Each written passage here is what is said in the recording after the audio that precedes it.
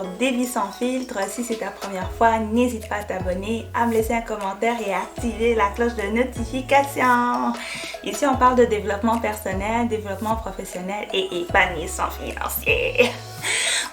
Aujourd'hui, c'est un sujet, en fait, je me suis dit, la dernière vidéo que j'ai faite a un lien avec l'argent et cet argent-là avait un lien avec les enfants. J'ai dit, pourquoi pas continuer dans la même lignée, tu vois, même lignée avec les enfants. La vidéo que je vous apporte aujourd'hui, c'est que j'ai réalisé que en tant que parent ou en tant qu'adulte, on minimise tellement l'impact qu'on a sur les enfants, on minimise tellement le travail qu'on doit faire sur les enfants et on a cette fausse idée que élever un enfant se limite vraiment juste à leur donner un toit et à leur donner la nourriture, alors que élever un enfant va beaucoup plus loin que ça. Donc aujourd'hui, ce que je vais faire, je vais vous donner 5 pistes d'accompagnement ou sur lequel travailler en fait pour être en mesure de vraiment élever un enfant épanoui, un adulte épanoui et tout dans nos sociétés. C'est parti! La première piste d'accompagnement que je vous propose, c'est l'accompagnement psychologique. Pourquoi je commence par l'accompagnement psychologique? Parce que tout ce qui est psychologique chez nous, c'est hyper tabou. Et je ne comprends pas pourquoi, parce que tout ce qui est psychologique a vraiment un gros impact sur nos vies. Donc, je vais commencer par l'accompagnement psychologique pour dire ceci. Comprendre que les enfants, ils vivent les mêmes émotions que nous, les adultes, nous vivons également. Ça veut dire, ils vivent de l'anxiété, ils vivent de la colère, ils vivent le rejet et tout. Est-ce que vous vous rendez compte en termes de statistiques que le suicide est le deuxième principale cause de décès chez les enfants entre 10, je te dirais que ça peut aller jusqu'à 26 ans. C'est énorme. Donc, qu'est-ce que ça nous révèle ces statistiques-là? C'est que les enfants aussi ont un mal-être. Et en tant que parents, il faut identifier ces mal-être-là et leur donner des mécanismes en fait pour pouvoir travailler sur leur mal-être. Est-ce que tu vois ton enfant a un problème de confiance en soi? Comment que ton enfant prend le rejet de ses pairs? Tu sais, il ne faut pas juste dire à ton enfant, « Ah, toi, tu es trop sensible, tu pleures pour rien. » Non, mais pourquoi tu pleures? Tu vois, quand il arrive une situation, demande à ton enfant, « Ok, qu'est-ce que tu as ressenti lorsque ton ami t'a dit ça, lorsque ton ami t'a fait ça? » Il va te dire, par exemple, la colère ou la jalousie. Ok, mais qu'est-ce qui a fait en sorte que tu puisses ressentir cette jalousie-là? Et ensuite, à partir de là, il faut que tu l'apprennes à prendre conscience de ses émotions. Une fois qu'il prend conscience de ses émotions, il les identifie, il est capable de les comprendre et il est capable en fait d'agir promptement afin de remédier à la situation. Donc, donner à nos enfants des mécanismes en fait pour qu'ils soient en mesure de travailler sur eux psychologiquement.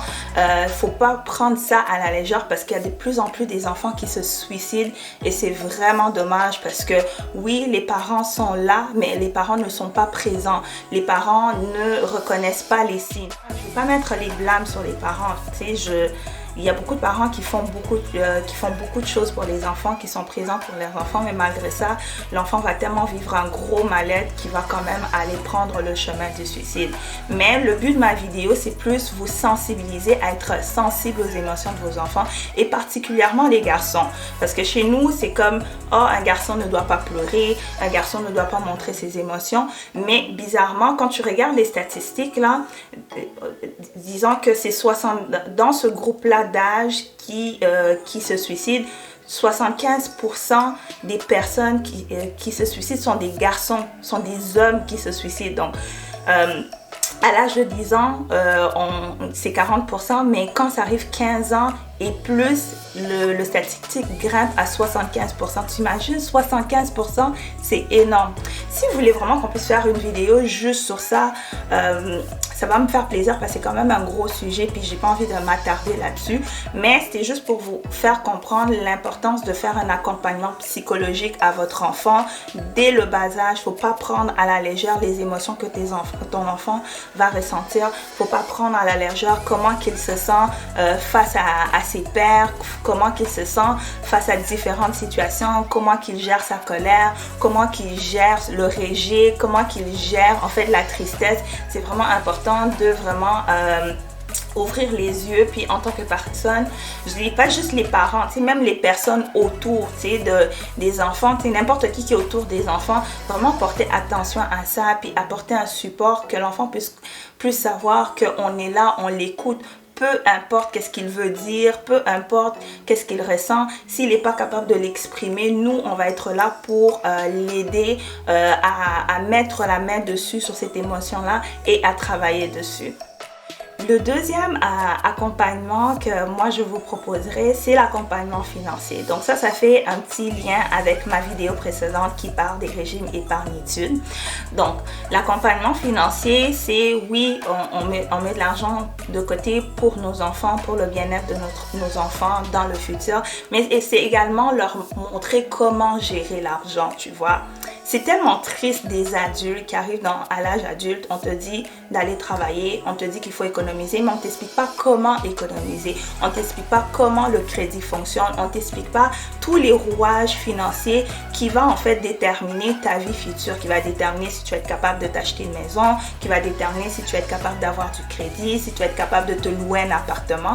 Donc ça, c'est vraiment triste. Je dis qu'en tant que parent, il faut vraiment qu'on puisse aussi s'investir à faire comprendre à l'enfant que lorsque tu reçois de l'argent, il faut faire un budget. Comment tu fais un budget? Qu'est-ce que tu dois considérer?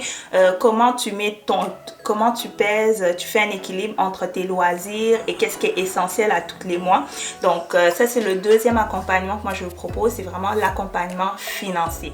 Troisième accompagnement que moi je proposais en tant que parent, c'est l'accompagnement scolaire. Je n'arrêterai pas de le dire assez souvent.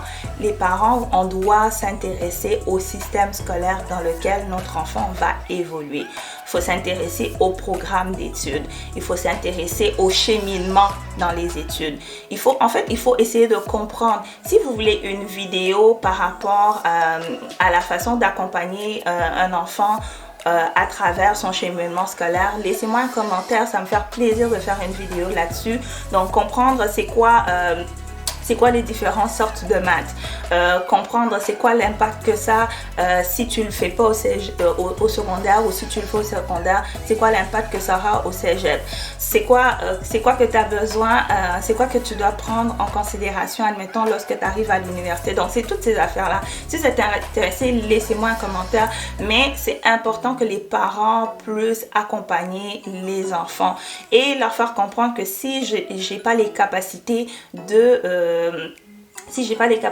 en fait de répondre à tes questions, je peux quand même m'investir vers un tuteur qui va pouvoir t'aider. Donc comme je te dis, tout le long, c'est vraiment mettre en place des mécanismes afin que nos enfants puissent comprendre qu'on va leur supporter à toutes les étapes de leur vie.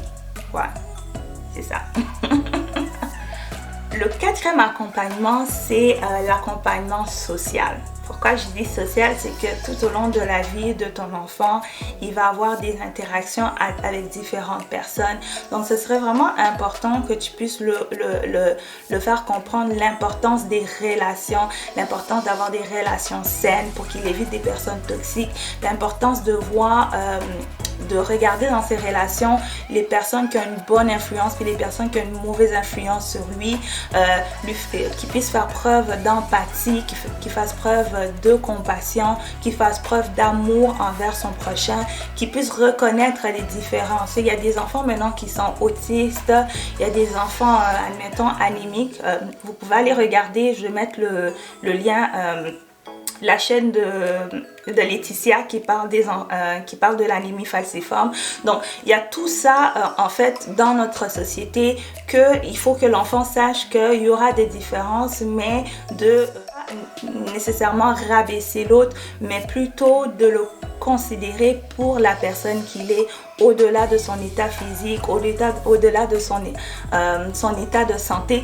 Donc ça aussi, il faut faire vraiment un accompagnement social avec notre enfant afin qu'il comprenne que il rencontrera pas seulement des gens qui ressemblent à papa, à maman, à mon frère, à ma soeur, à ma tante. Il rencontrera des personnes différentes. Donc l'apprendre en fait comment aborder ces personnes-là lorsqu'il va les rencontrer. Le premier point, c'est l'accompagnement professionnel.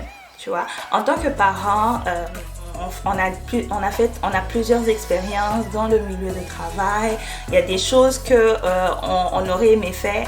qu'on aurait aimé faire, excusez-moi, qu'on aurait aimé faire, ou l'information qu'on aurait aimé avoir pour propulser notre carrière, qu'on n'a pas eu et qu'on regrette énormément. Mais voilà l'occasion pour nous, en fait, d'inculquer d'inculquer ça à nos enfants, donc leur montrer comment que le travail se fait dans le milieu professionnel, comment se comporter dans le milieu professionnel, comment aborder le stress, les défis, aborder les différentes personnalités, oui, parce que les personnalités au travail,